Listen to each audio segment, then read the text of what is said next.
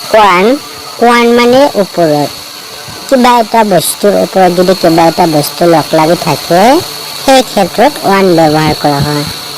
আন্ধাৰ মানে তলত। কিবা এটা বস্তুৰ তলত যদি পোনপটীয়াকৈ একেবাৰে তলত থকা আছে সেই ক্ষেত্ৰত আন্ধাৰ ব্যৱহাৰ কৰা হয়। এবভ মানে ওপৰত।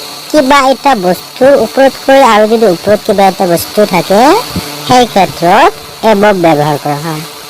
বিল' মানে তলত, কিন্তু একেবাৰে তলত নহয়। কিবা এটা বস্তু আছে সেই বস্তুটোৰ ওপৰত হয় আৰু কিবা ওপৰত এটা কিবা বস্তু আছে সেই বস্তুটোৰ তলত বুজাবলৈ বিল' শব্দটো ব্যৱহাৰ কৰা হয়। Take the children on the table. এই টেবিলৰ ওপৰত থকা যিখিনি ল'ৰা ছোৱালী আছে তাত আমাক ৰাইট চিন দিব লাগে।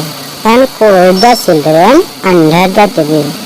আৰু যিসকল ল'ৰা ছোৱালী টেবিলৰ তলত আছে তাত আমাক কাৰেক্ট চিন দিব লাগে। ইয়াতে ফেনটো কি আছে টেবুলৰ ওপৰত আছে সেইকাৰণে এবভ দ্য টেবুল বুজাইছে।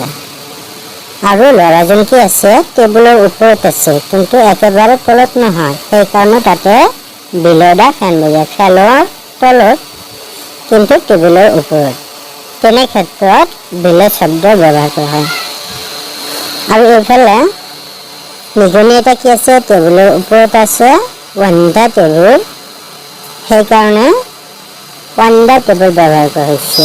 আৰু তলত এটা কি আছে নিগনি এটা আছে আণ্ডাৰ দ্য টেবুল। কি আছে পোনপটীয়া একেবাৰে তলত আছে সেই ক্ষেত্ৰত কি কৰা হৈছে আণ্ডাৰ ব্যৱহাৰ কৰা হৈছে।